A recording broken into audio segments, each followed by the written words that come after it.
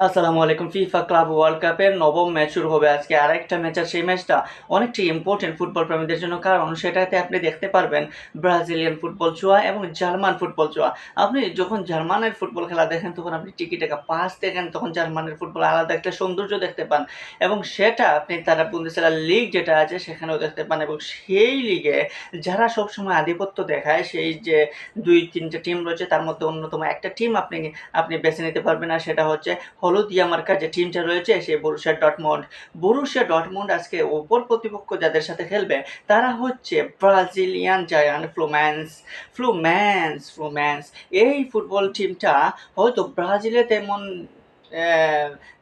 High profile থাকলেও বিশ্বে তেমন হাই প্রোফাইল, বা বিশ্ব সবাই হয়তো তাকে তেমনভাবে চিনে না, বা বিশ্ব আসলে ফ্লোমেন্স সম্পর্কে জানে না। কিন্তু এই ফ্লোমেন্স ফুটবল টিমটা কিন্তু ব্রাজিলের সেই স্বর্ণযুগের প্লেয়ার যারা রয়েছে প্রায় প্রত্যেক প্লেয়ারের সাথেই অঙ্গাঙ্গিভাবে জড়িত।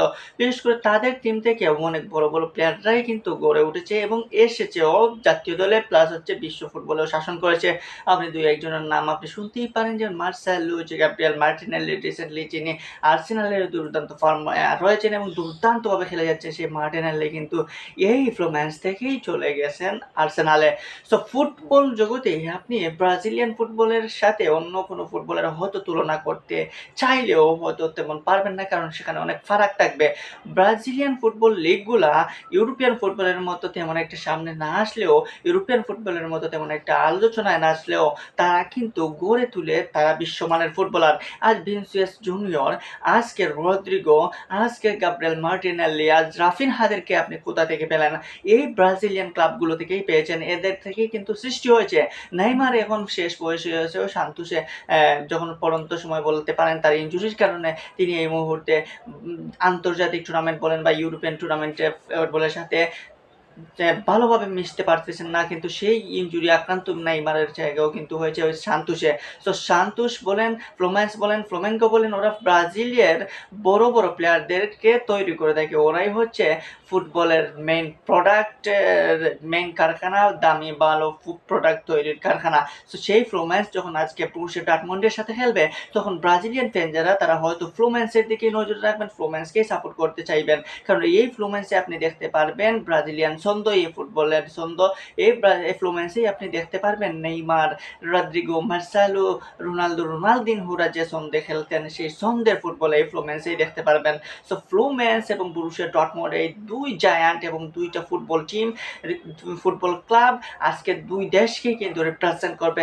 জার্মান যেমন খেলে থাকে, জার্মানির স্টাইলে খেলে থাকে আমরা দেখছি বরুশিয়া ডর্টমুন্ড কিংবা বায়ার্ন মিউনিখ, এবং বরুশিয়া ডর্টমুন্ড চ্যাম্পিয়ন্স লিগেও দুর্দান্ত খেলেছে।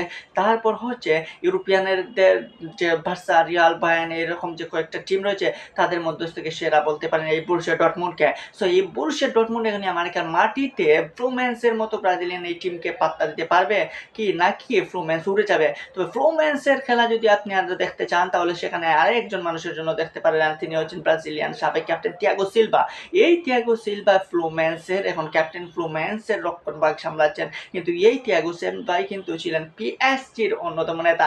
আজ পিএসজি উয়েফা চ্যাম্পিয়ন্স লিগ জয়ের পরেও কিন্তু তিয়াগো সিলভাকে মনে রেখেছে, তিয়াগো সিলভাকে তাদের মালিক ফোন করেও থ্যাঙ্কস জানিয়েছেন। সো সেই তিয়াগো সিলভা যেখানে থাকবেন সেখানে ব্রাজিলিয়ানরা তো থাকবেই থাকবে। সো ফ্লুমেন্স এবং বরুশিয়া ডর্টমুন্ডের ম্যাচ মানে গরম একটা ম্যাচ হতে যাচ্ছে, এবং এই ম্যাচে নজর রাখুন জার্মান, ফ্রান্স বা ব্রাজিল ফ্যান, টোটাল ফুটবল ফ্যানরা।